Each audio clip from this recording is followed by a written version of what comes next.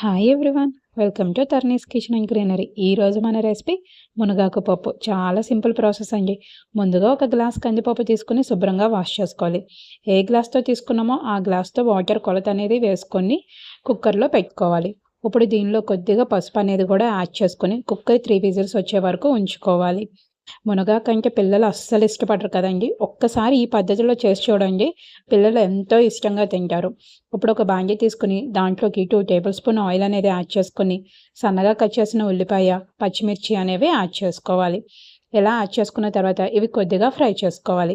ఉల్లిపాయ మెత్తబడిన తర్వాత సన్నగా కట్ చేసుకున్నటువంటి టమాటాలు కూడా వేసుకొని దోరగా ఫ్రై చేసుకోవాలి. ఏంటి, పప్పు చేయడం కోసం ఇవన్నీ చేస్తున్నాం అనుకుంటున్నారా? అదే కదా.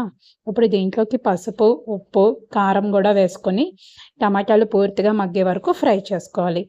ఇప్పుడు ముందుగా శుభ్రం చేసుకొని పక్కన పెట్టుకున్నటువంటి మునగాకుని తీసుకొని పచ్చివాసన పోయే వరకు ఫ్రై చేసుకోవాలి. మునగాకు మరీ ఎక్కువైపోతే కనుక చేదొచ్చేస్తుందండి. పిల్లలు అప్పుడు అస్సలు తినరు. కాబట్టి మీరు తీసుకున్న పప్పు క్వాంటిటీకి సరిపడా మునగాకు అనేది తీసుకోవాలి. ఇలా ఆకు పూర్తిగా మెత్తబడిపోయిన తర్వాత కుక్కర్ 3 విజిల్స్ వచ్చిన తర్వాత ఆఫ్ చేసాం కదండి. చూడండి, నేను ఇక్కడ పప్పు అనేది బద్దలుగానే ఉంచాను, కానీ పప్పు అనేది ఉడుకుతుంది, కానీ మెత్తపను. ఇప్పుడు దీన్ని ముందుగా ఫ్రై చేసుకున్నటువంటి ఆనియన్ టమాటాల్లో వేసి బాగా కలుపుకోవాలి. ఫైనల్గా దీంట్లోకి చింతపండు రసం అనేది యాడ్ చేసుకొని కనీసం ఒక 5 నిమిషాలు పప్పు అనేది ఉడకనివ్వాలి.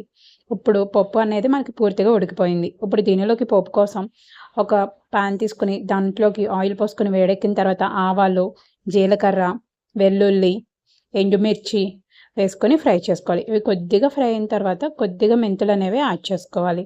అవి ఫ్రై అయిన తర్వాత కరివేపాకు, ఫైనల్గా ఇంగువ. ఇది లేకపోతే పోపు అస్సలు కంప్లీట్ అవ్వదండి.